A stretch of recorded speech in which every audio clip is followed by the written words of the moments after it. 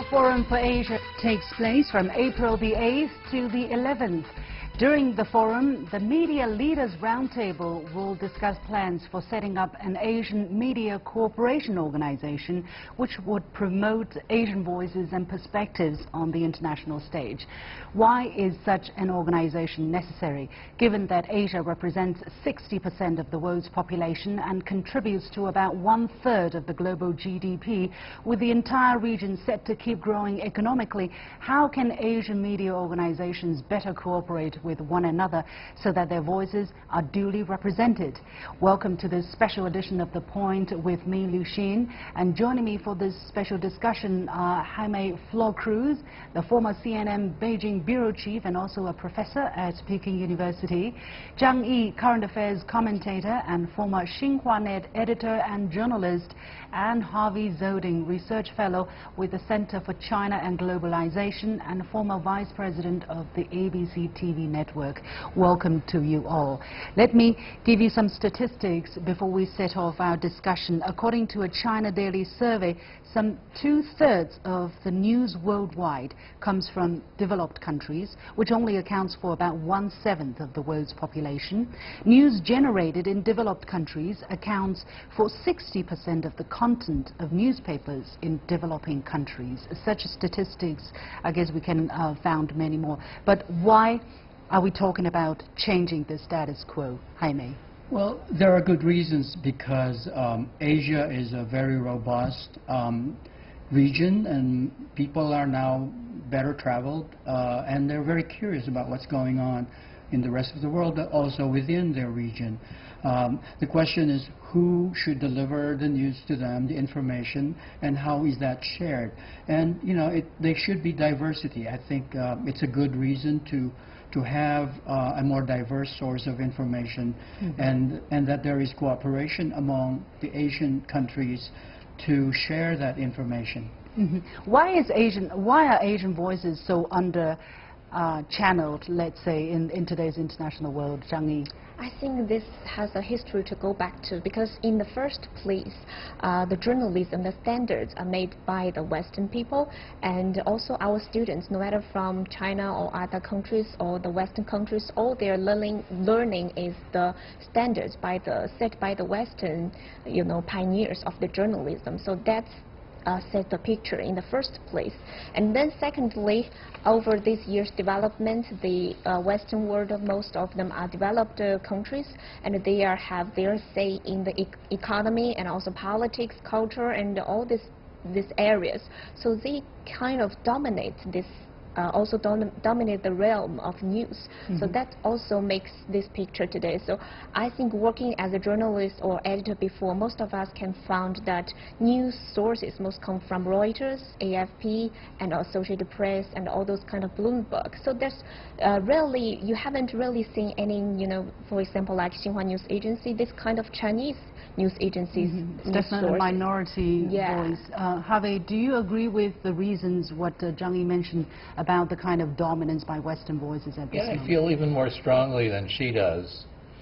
It didn't start this way, but America has turned out to be the world's cultural imperialist. Why?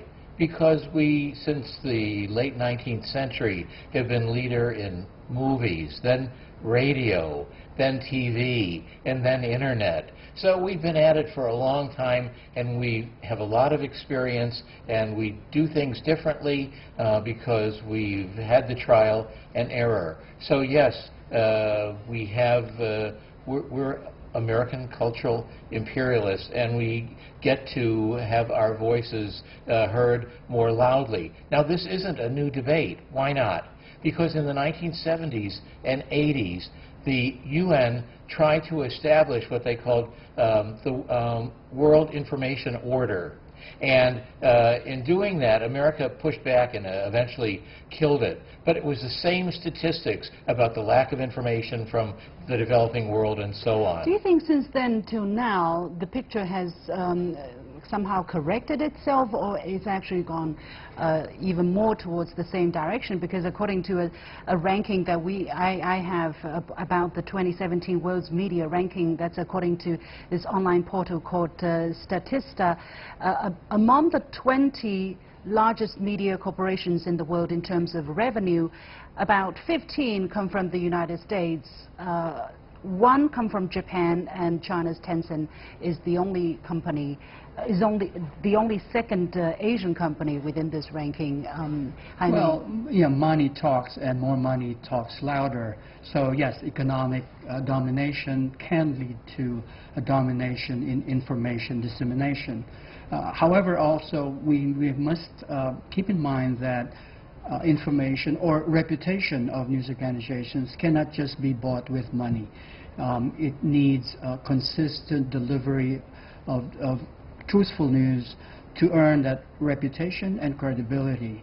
And so I think what we're seeing now is, because of the modern technology, there's a lot more cheaper, quick news of information. In fact, everybody can now be a reporter with a mobile device.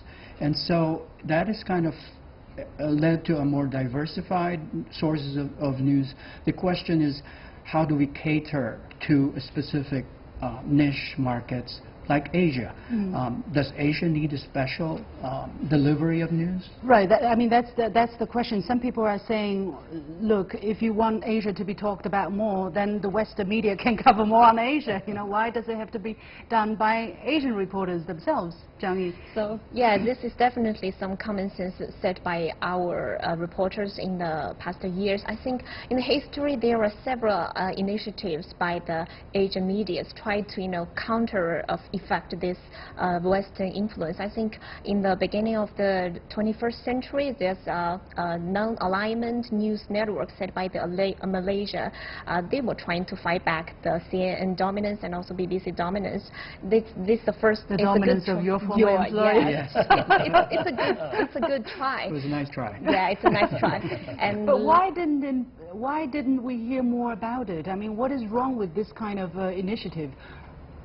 Do you have any information on that?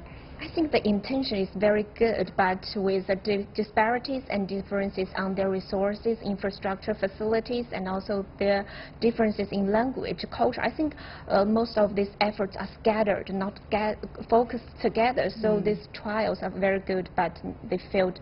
So I think nowadays there are more attempts trying to achieve this. As you mentioned, the Boao Forum, we start from the media roundtable. There was called Asian Media Cooperation Organization. That's a very good initiation. And I know that by 2017 there are already 23, I think, media outlets joined this initiative. Well, I also took a look at the list of countries which are for the moment in there, and although there are Chinese media companies which are relatively big, but there are also some very small voices.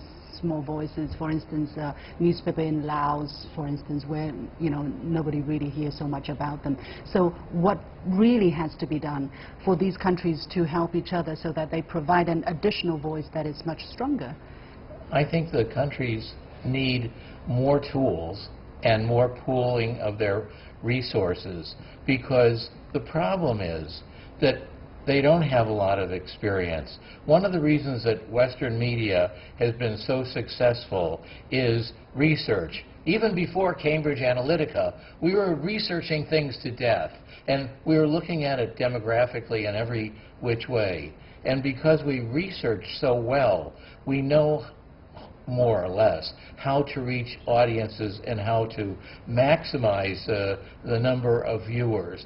I don't think that's done as much yet in Asia. So there's a lot of tools. Hopefully all these initiatives, whether it's the initiative that the State Council Information Office launched in November last year with ASEAN nations, or this initiative of Boao Forum, it'll get these countries together to share resources and to learn, to go from here to hear in terms of their knowledge base. Jaime, I think it's also important that the media keep their goals and their markets in mind.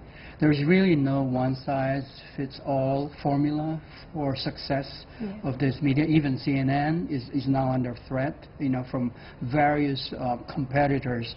And so I think Asian media needs to keep in mind what kind of an audience they are serving, and cater and cater to their needs, to their likes, whatever information they're looking for. Right, but let's face the reality. I mean, in Asia we don't have a common language, right? We don't have even a dominant. Okay, the Asian culture more or less, has the root kind of in a similar place. However, it's really very diverse, right? In terms of religion, it's also very diverse. So how can you possibly find that common approach where these different media organizations will be able to galvanize to cater to those needs? Well, that's what I mean by niche market. I think research helps. It should be targeted to specific audiences.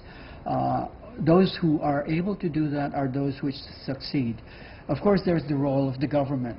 The government should take the lead in certain cases in certain countries to invest on the building up of certain media organizations to fill the gap and serve the needs of this.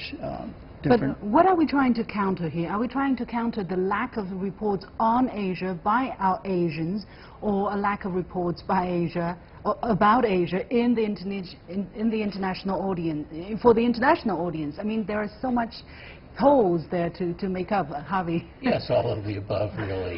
I mean, it's a multifaceted problem.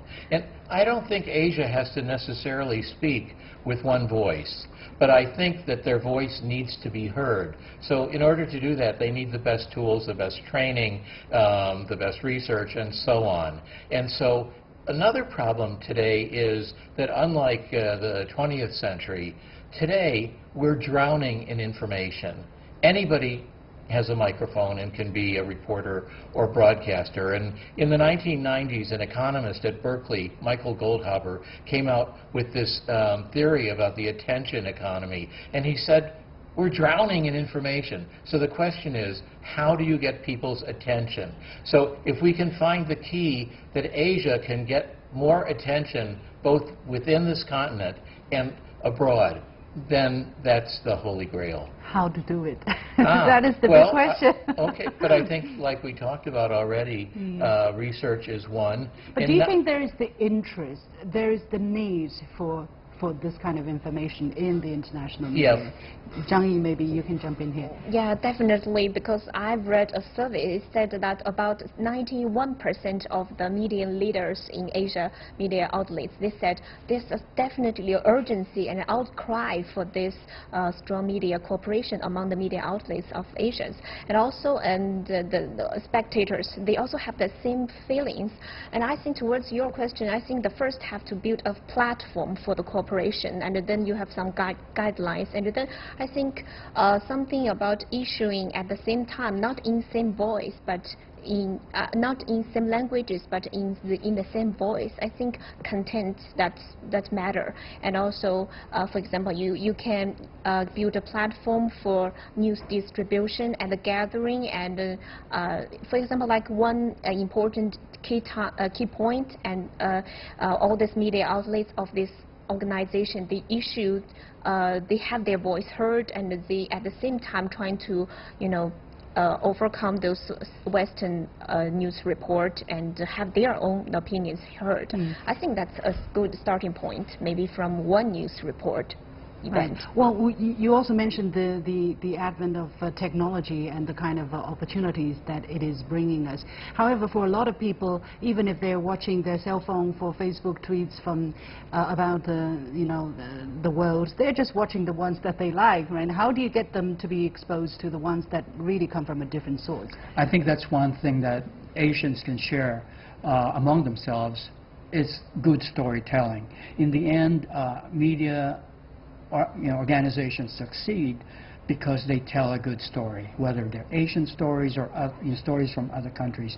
And that skill, that tool can be shared through training, through information sharing, and through by seeing the good examples that all of us can share. I think that can improve the quality of news reporting and storytelling, and that will take care of itself. The market will come and take care of itself. I don't agree. Go ahead. I think a good story is obviously necessary, but it's not sufficient. You need to have good marketing, targeted marketing. You need to excite people and let them know you're here. It's the old problem of the tree falling in the forest, but if there's nobody there, is it really fallen or not? So we need to let people know. And it's not only in Asian media, but it's also in Western media, because you need to influence Western media as well to tell your stories, to make these interesting stories available from them, because they want viewers too, and listeners. Right.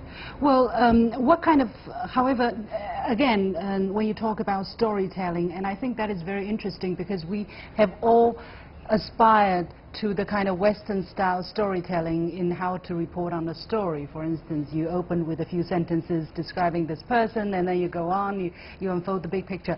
But does that mean that is going to be the way we tell stories in the future? Well, I think I don't know. Is there an Asian way of telling a story? Well, first, I think local knowledge. Reporters should be familiar first with the story before you can tell a good story. So I think research, good reporting is essential, and I would say content is king. I don't disagree with what Harvey just said. In fact, they complement each other. You need good content, but also you need good marketing. Powerful networks. In terms of networks, I want to talk about here a little bit because we have WeChat, for instance, which is a very powerful tool or platform, and it's actually ranked within the 20 top media companies in the world. And yet, they're very big because of the market size of China, right? They're most influential within China. How can WeChat or Tencent make that step abroad and really provide the voices that is needed on the international stage about the China story? Zhang Yi, you have any idea? Yeah, I think Tencent is doing great now. I think to be that in that ranking system, it's really a good achievement, but I think it's not enough. As you mentioned, it has to be a platform for the voicing of those Asian people to be heard.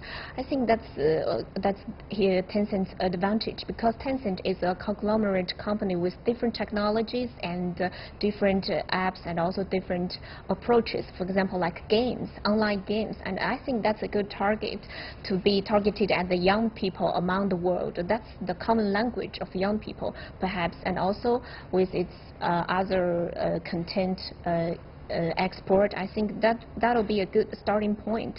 And I think because Tencent is not an official state company, or it's owned by private, it's a private company, and I think that's a good starting point for it to enter the Western market, because it will not be looked upon with a different eye by the Westerns.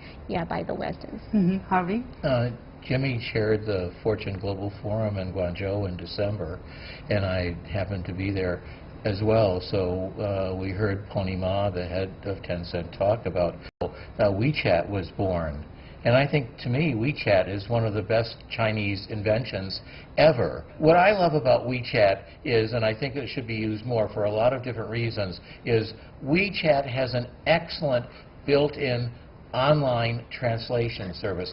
I can talk to 1.4 billion Chinese people, even though I don't, unfortunately, speak Chinese. In the translation, it's not 100%, but it's getting better every day, and it's 95 or 96% accurate from what I can see. I think if you can harness the power of WeChat to get people talking about Asian stories and talking with foreigners, like maybe starting with students or something, then you've got something.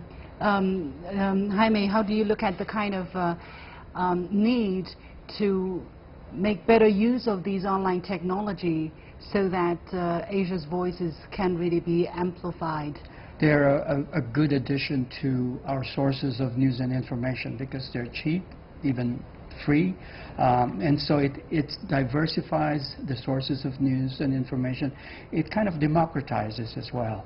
But just as these tools are important, I think it's also important that we conduct what we call news literacy. In other words, especially the millennial market, the millennial consumers, I think also need to be helped in finding out and figuring out what is real news and what is fake news.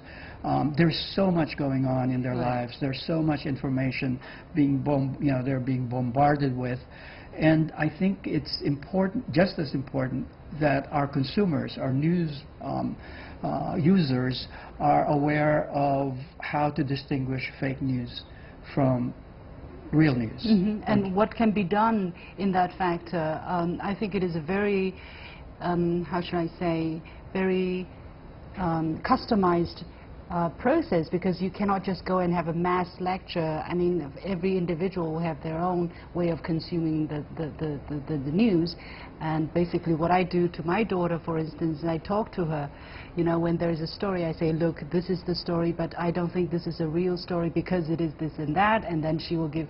So it you know, takes a lot of conversation for that kind of ability to be fostered. On a mass scale, how is that going to, is that happening?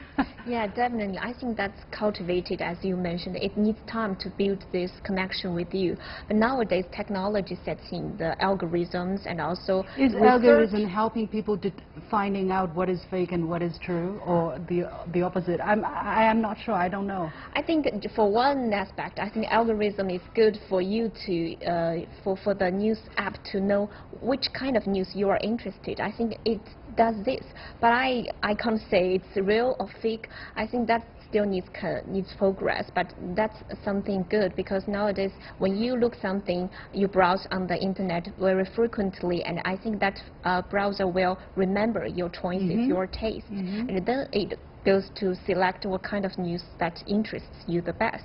But you know, to be differentiated between the real and fake news, that's another step. But coming back to what we were talking about, some people are warning of the effect of cocooning, right? When you have algorithm, if you just type in, if you are interested in certain subject, and you will only get them, so you will not get more voices from Asia. I don't know, Harvey, what is algorithm doing to what we're talking about? I think it's a double-edged sword, and it depends. It's like fire. It depends if it's used for good or for ill.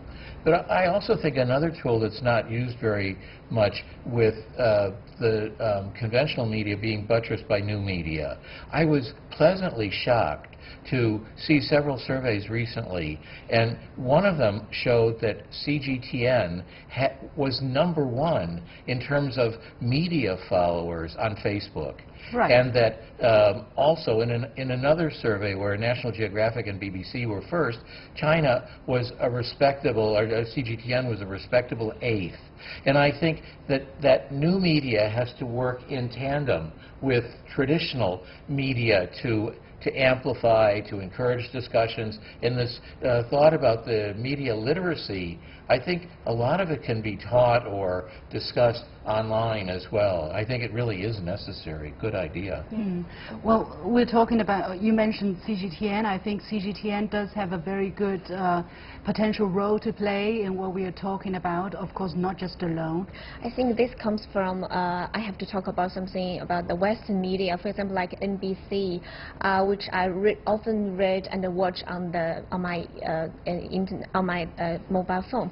At some point, I think that from their delivery of news, I never see one piece of the Chinese news about them in their internationally news program.